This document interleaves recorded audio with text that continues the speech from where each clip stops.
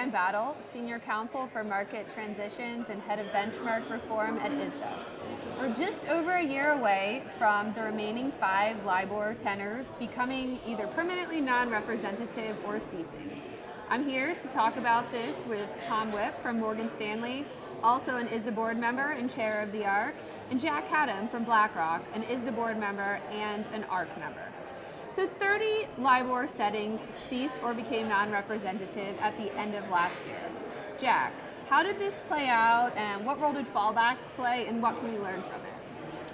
Ultimately, I'd say, Ann, that the transition was relatively smooth, and I think that's a testament to all the work and collaboration that's gone into this over so many years. Without the hard work that ISDA's done, preparing fallbacks, without the collaboration we've had, we wouldn't have had such a smooth transition. Now, with these remaining months left with US LIBOR, there are still remaining pieces and challenges to solve, and the message really is that we can't take our foot off the gas because there is still a little bit of work to be done. Tom? No, I agree. I think what we've seen is that we've got a playbook now with what we saw in the UK, Switzerland, and Japan on how this is going to play out, what we need to know as we approach June of 2023. And I think, to Jack's point, the pivotal moment in this, in terms of really de-risking this problem, was the ISDA protocol, because that led to everything that followed. And I think from our perspective, that's given the people the comfort to actually deal with this. But we continue to recommend that people should try to get as much of this done, keep it out of those fallbacks, but it's good to know that those fallbacks are in place. So looking ahead, we have, as I said, just over a year. Where are we in the transition away from US dollar LIBOR? How is the market responding to the prohibitions on new use in certain jurisdictions, and what do we need to do? We've really come a long way. We've began with assessing what LIBOR exposures were, and then thinking about how are we going to transition away from it.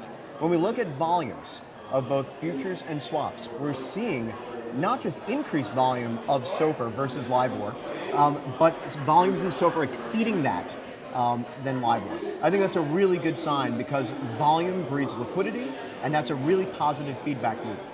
Things that we need to focus on in these next few months are making sure we're calibrating things in the nonlinear markets appropriately. Growth of exchange-traded options and development of SOFR options there. All signs of things are moving in the right direction, but we need to keep pushing forward there. All the while, we need to be just mindful of our remaining legacy LIBOR exposures, how they would behave through transition, whether we want to be proactive, and in many cases, for liquidity reasons, we should want to be proactive to transition, but also understand the features of fallbacks and our own data models to make sure that how those will be processed if they go through transition. Tom? Sure. Look, the regulatory prohibitions on new LIBOR in the US, UK, and about 9 other jurisdictions really have set a tone and have allowed us, and I think, let the market utilize that time to, I think, more than 60% of what's out there will have matured by then. So by capping new LIBOR, and what we've always talked about, stop digging the hole, we're now going to be able to see an enormous amount of activity actually be done and over with by the time we get to June of 2023. And that really has taken hold. I think that the anticipation of how that worked, the combination of what we've seen, but the supervisory guidance was important, and it's working. That means that we'll have a good portion of our legacy gone. We'll have other fallbacks in place for things that aren't, but there's also an opportunity again for people to just sort of take the remainder into their own hands. In many cases, it takes 2 to get something done, but to get things into their own hands, finish that work, and really have as little as possible risk going through those fallbacks at the end. So the opposite end of the spectrum from active transition is not fallbacks, but actually the recently published federal legislation, at least for US law contracts. How important is that, and what role do you expect it to play?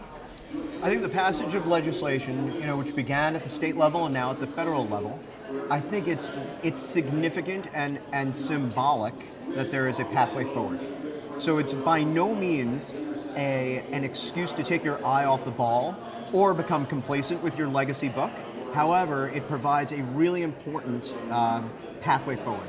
And knowing that there is a pathway forward for tough legacy instruments really allows people to evaluate their portfolios holistically, be active with the transition on positions that they intend to be active on, and for stuff that they deliberately want to carry through, there's this pathway forward. Tom? We're very grateful for the legislation, and I think, in all the work that was done on committees you participated in, this is a long, long runway. And I think, seeing this and seeing that the importance of this was brought to such a level that there was federal, state legislation, number of states, federal legislation being passed that really solves to many of those tough legacy issues that we all worried about. And so, from our perspective, it was an amazing piece of work, and so many people involved. To get that to the end, to get that signed and passed, I think has provided great confidence to the market. There's still a couple of pieces left outside the U.S., but between ISDA protocols, ARC fallbacks, you put it all together, we're down to really small size here, and I think it's important that whoever has that, focus on that. Well, thank you both for this and for all your work. I'm glad we're calling it collaboration. Yes. Thank you, Ann. Thank you, Ann.